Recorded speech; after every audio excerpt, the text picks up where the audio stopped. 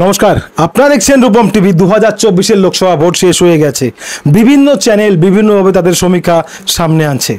বেশিরভাগ চ্যানেল দেখাচ্ছে যে বিজেপি এবার ভালো ফল করবে, তৃণমূল কংগ্রেস সেখানে অনেকটাই খারাপ ফল করবে। আর এই খবরে ইতিমধ্যে গোটা রাজ্যে আবির খেলা শুরু হয়ে গেছে, যেখানে সেখানে দেখাচ্ছেন শুধু গেরুয়া আবির। সুকান্ত মজুমদার পর্যন্ত এই কথা বলে দিয়েছেন এই মুহূর্তে দাঁড়িয়ে যে যদি বাংলায় বিজেপি ক্ষমতায় আসে তাহলে ইউপির মতো মানে যোগীর মডেল হবে, মানে এখানে এনকাউন্টার হবে সেই সমস্ত দোষীদের, দাগীদের। শেষ দফায় আমরা দেখেছি ব্যাপক অত্যাচার হয়েছে ভোটারদের ওপর। তো যাই হোক, অনেক কিছু হয়েছে, ভোট শেষ, এবার কিন্তু সমীক্ষার পালা। সেখান থেকে প্রশান্ত কিশোর তার সঠিক সমীক্ষা আবারও দিয়ে দিয়েছে। প্রশান্ত কিশোর জানিয়ে দিয়েছে বাংলায় কিন্তু এবার গেরুয়া ঝড় আসতে চলেছে, আর যারা সামাল দেওয়া তৃণমূলের পক্ষে সম্ভব নয়। এমনকি প্রশান্ত কিশোর এটাও হিন্টস দিয়ে দিয়েছে হয়তো সরকার পড়েও যেতে পারে তৃণমূলের 2024-এর রেজাল্টের পর। ব্যাপক রেজাল্ট হওয়ার সম্ভাবনা রয়েছে বিজেপির, একথা জানিয়ে দিলেন প্রশান্ত কিশোর। তো প্রশান্ত কিশোর কি বলছেন, কোন লোকসভায় কে জিতবে, আসুন আমরা একটু এক নজরে দেখে নিই। যে প্রশান্ত কিশোর আগে যা সমীক্ষা দিয়েছিলেন, যে বলেছিলেন যে বিজেপি বাংলায় আসবে, কিন্তু এতটা ভয়ঙ্করভাবে আসবে সেটা তিনি ভাবতে পারেননি। এবার তিনি জানিয়ে দিচ্ছেন যে আসলে বাংলায় বিজেপি কতগুলো আসন পাবে। তো প্রশান্ত কিশোরের যেগুলো নজর, যেগুলো আসন বিজেপি পাবে আর তৃণমূল পাবে, সেটা আমি আপনাদের সামনে বলছি। আলিপুরদুয়ার বিজেপির পক্ষে। দেখুন, আমি কিন্তু প্রশান্ত কিশোরের মতামত বলছি। প্রশান্ত কিশোর যেগুলো বলেছে সেগুলো মানে ইঙ্গিত দিয়েছেন। আলিপুরদুয়ার বিজেপি, আরামবাগ বিজেপি, আসানসোল একদম বিজেপি, বহরমপুর কংগ্রেস, বালুরঘাট অবশ্যই বিজেপি, বনগাঁ একদম বিজেপি, বাঁকুড়া বিজেপি। দেখুন, আমি যা যা বলছি সব কিন্তু প্রশান্ত কিশোরের সমীক্ষা।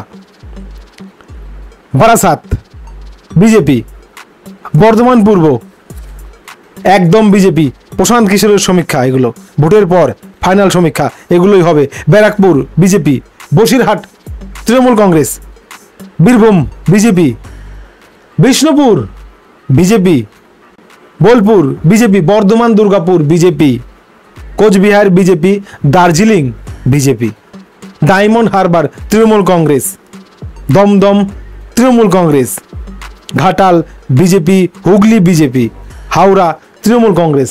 আমি কিন্তু বারবার বলছি প্রশান্ত কিশোরের ইঙ্গিত।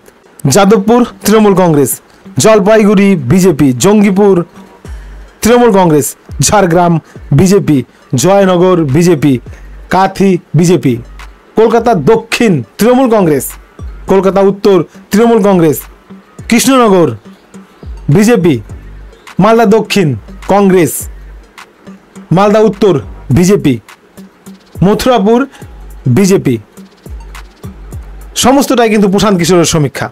মেদিনীপুর বিজেপি, মুর্শিদাবাদ বিরোধী জোট, কংগ্রেস হতে পারে, সিপিআইএম হতে পারে, Purulia BJP, Raiganj BJP, Ranaghat BJP, Serampore Trinamool Congress, Tamluk BJP, Uluberia Trinamool Congress. তো প্রশান্ত কিশোরের ভাষায় বিজেপি এই মুহূর্তে দাঁড়িয়ে 1 2 3 4 5 6 7 8 9 10 11 12 13 14 15 16 17